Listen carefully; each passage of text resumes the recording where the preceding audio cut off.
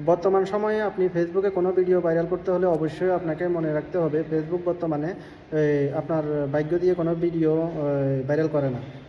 মূলত এখানে আপনার সর্বপ্রথম তারা দেখে লাইক, কমেন্ট এবং এঙ্গেজমেন্ট। কমেন্ট করলে এঙ্গেজমেন্ট বাড়ে, যত বেশি কমেন্ট তত বেশি এঙ্গেজমেন্ট, তখন তারা ওই ভিডিওর রিচ বাড়িয়ে দেয় এবং কি ওইটা মানুষের কাছে ছড়িয়ে দেয়। আর দ্বিতীয় কথাটা হলো যে আপনি যে ভিডিওর ভিতরে দেখা গেছে প্রথম 3 সেকেন্ড আপনি আকর্ষণীয়ভাবে কিছু উপস্থাপন করতে পারবেন, ওই ভিডিওটাই আপনার ভাইরাল হবে এবং কি ওইটা মানুষের কাছে ফেসবুক ছড়িয়ে দেবে, ওইটার ভিতরে অনেক কমেন্ট থাকবে। এবং কি আরও কিছু ভিডিও আছে যেমন রান্নার রেসিপি, যেগুলো 2 মিনিটের ভিতরে রান্নার রেসিপি, এই ভিডিওগুলো শিক্ষামূলক কিছু ভিডিও থাকে।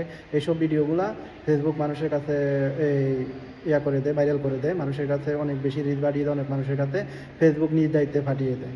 এরকমভাবে আপনি যদি নিয়মিত কন্টেন্ট তৈরি করতে থাকেন অবশ্যই একদিন না একদিন আপনি সফল হবেন।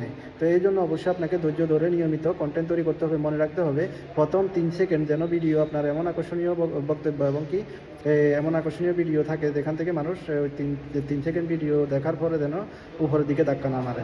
কারণ মানুষের সর্বপ্রথম 2-3 সেকেন্ড ভিডিও বেশি দেখে, এরপরে উপরের দিকে ধাক্কা মারে। কেননা পুরো ভিডিও দেখার মতো সময় তাদের আর ওইখানে দেয় না। তো এই জন্য আপনাকে সর্বপ্রথম খেয়াল রাখতে হবে প্রথম 3 সেকেন্ড ভিডিও আপনার খুব গুরুত্ব সহকারে দিতে হবে। প্রথম 3 সেকেন্ড ভিডিও যেন মানুষ দেখেই পুরো ভিডিও দেখার আগ্রহ প্রকাশ করে।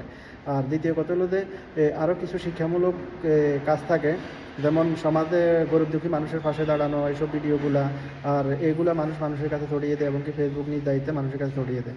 আপনি ফেসবুকে যদি এই নিয়মগুলো মাইনে চলতে পারেন অবশ্যই আপনার ভিডিওগুলো একদিন না একদিন ভাইরাল হবে। কিন্তু এর জন্য অবশ্যই আপনাকে নিয়মিত লেগে থাকতে হবে। যদি লেগে না থাকেন অবশ্যই এখান থেকে সফলতা কখনো আশা করা যায় না।